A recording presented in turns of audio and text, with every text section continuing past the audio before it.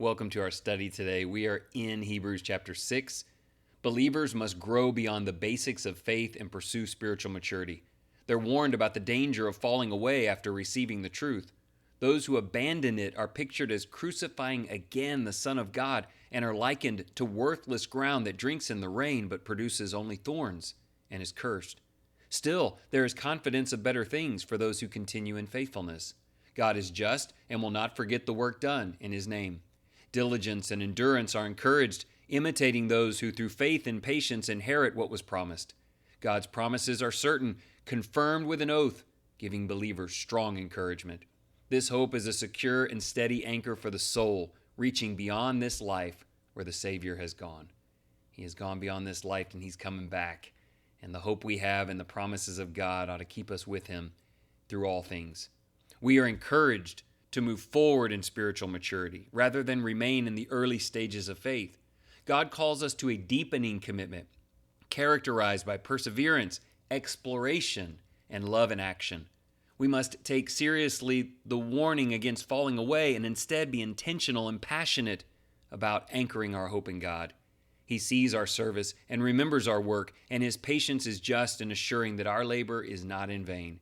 Our hope is not uncertain. It is rooted in the unchanging nature of God and the certainty of His promises.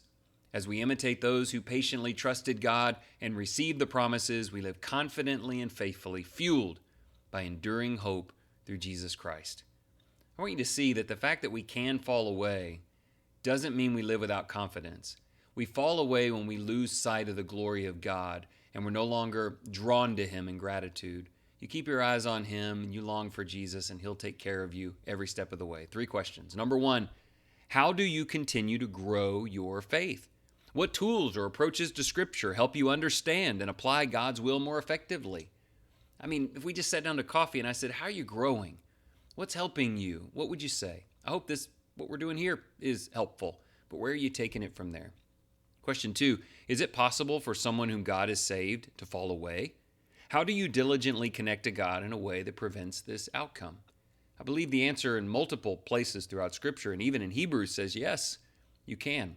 How do you diligently, and I worded this on purpose, stay so connected to God that that's not your future? Question 3, what promises has God made to you that help you stay faithful in times of trouble?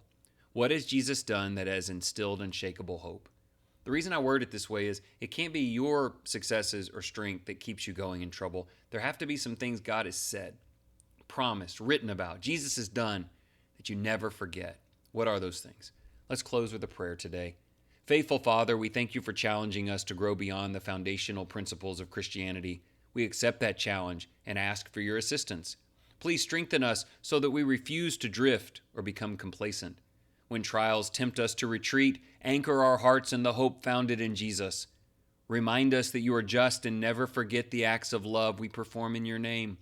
Guard us from unbelief, nourish our lives so that we may yield the fruit of righteousness, not thorns. Keep us steadfast in Your unchanging oath and promise until our Savior returns. There's a thought of the day. Keep us Yours. Keep us bearing fruit. Keep using us with great patience and grace until we see Jesus. Maybe it'll be today. Are you ready? Thank you so much for being a part of this journey with me.